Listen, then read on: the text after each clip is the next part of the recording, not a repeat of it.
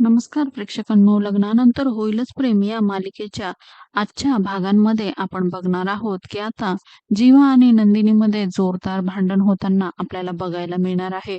तर रम्याचा सुद्धा डाव अगदी यशस्वी झालेला असतो, कारण विक्रमने सुद्धा दाखवून दिलेलं असतं की मोठ्या सुनेची चूक आहे.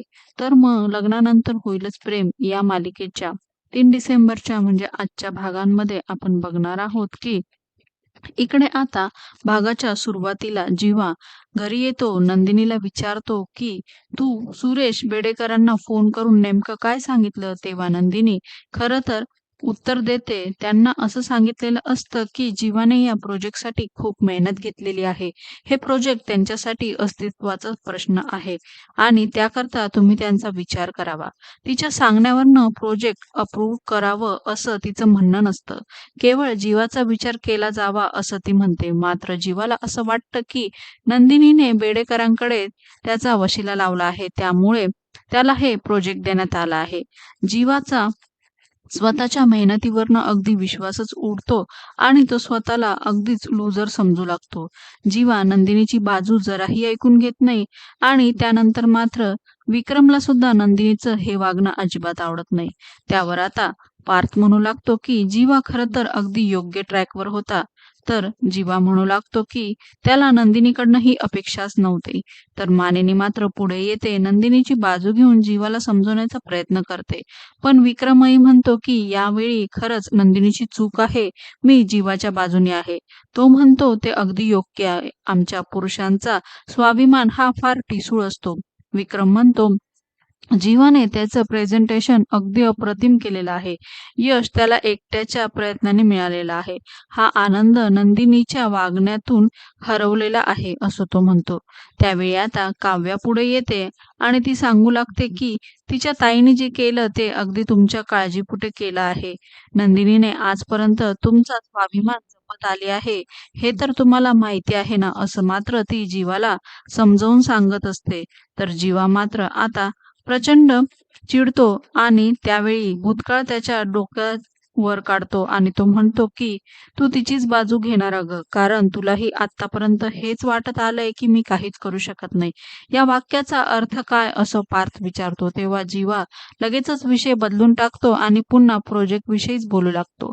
हात जोडतो आणि म्हणतो की आता हा विषय इथेच संपवा आणि खूप दुखावलेला असतो, त्यामुळे रडतच तो तिथून निघून जातो.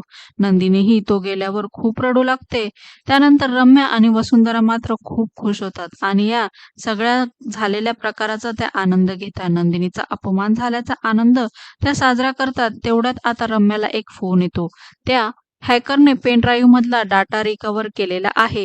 हे मात्र सुनीताच्या कॅफेमध्ये जेव्हा जीवा आणि काव्या भेटले होते तेव्हाचं फुटेज मात्र पेन ड्राईव्ह मध्ये आहे. मानेनी त्या पेन ड्राईव्हचा चुराडा केल्यानंतर सुद्धा रम्या आणि वसुंधराच्या हाती काहीतरी लागलं होतं. आता त्यात काय आहे हे जाणून घेण्यासाठी रम्या मात्र त्या हॅकरला पाण्यासारखा तुला पैसा देईल असं म्हणते, पण तो डेटा मात्र तू कव्हर करायलाच हवा. त्याच्यानंतर आता पार्थ जीवाचा विचार करत एकटाच मात्र पायऱ्यांवर बसलेला असतो. तेवढ्यात मात्र तिथे काव्या येते आणि ती पार्थला बघते. त्यानंतर ती त्याच्याशी बोलते की घडलेल्या प्रकाराबद्दल तुम्ही विचार करता आहे ना. तर काव्याला तिच्या बहिणीची बाजू योग्य वाटत असते, तर पार्थलाही असं वाटतं की जीवाचंही काही चुकलेलं नाही.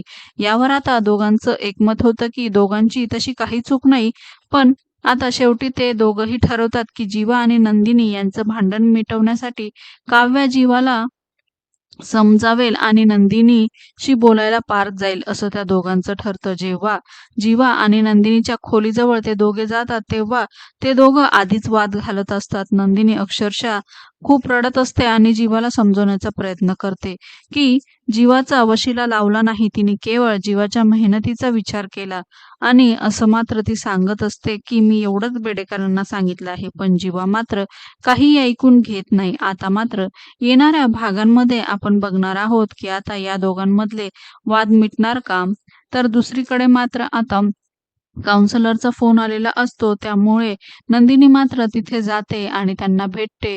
त्यानंतर मात्र आता दोघांचा संसार कसा सुरू आहे हे मात्र त्यामध्ये बोललं जातं. मालिकेच्या अशाच नवनवीन भागांसाठी आपल्या चॅनलला नक्की लाईक करा, शेअर करा, सबस्क्राईब करा.